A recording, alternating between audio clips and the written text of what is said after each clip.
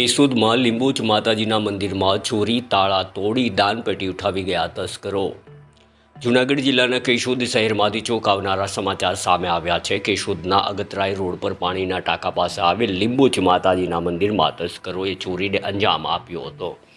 મળતી માહિતી મુજબ સવારે સેવા પૂજા માટે આવેલા ભક્તોએ મંદિરના તાળા તૂટેલા જોયા। તપાસ કરતા દાનપેટી ગાયબ હોવાનું સામે આવ્યું। તસ્કરો તાળા તોડવા માટે લોખંડનું ઓજાર સાથે લાવ્યા હતા, જે ઘટના સ્થળે છોડીને ફરાર થઈ ગયા હોવાનું જાણવા મળ્યું છે।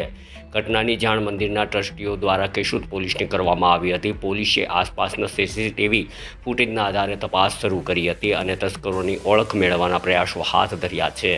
મંદિરમાં થયેલી આ ચોરીની ઘટનાથી ભક્તોમાં રોષ અને દુઃખની લાગણી જોવા મળી હતી। હવે સૌની નજર પોલીસ તપાસ પર છે કે આરોપીઓ સુધી પોલીસ કેટલી ઝડપથી પહોંચી શકે। રિપોર્ટ શોભના બાલસ, કેશોદ, જૂનાગઢ।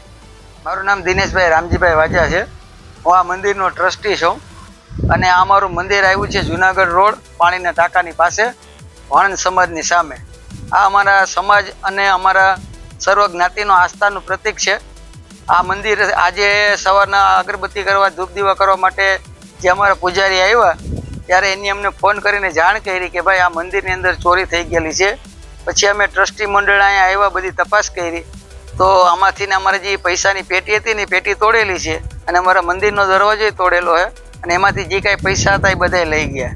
બાકી બીજી કોઈ વસ્તુ બોલાવી નથી અને એ જે હથિયાર લઈ આવ્યા હતા એમાં એક કોશ હતી, એ કોશે અહીં મૂકીને ગયા છે।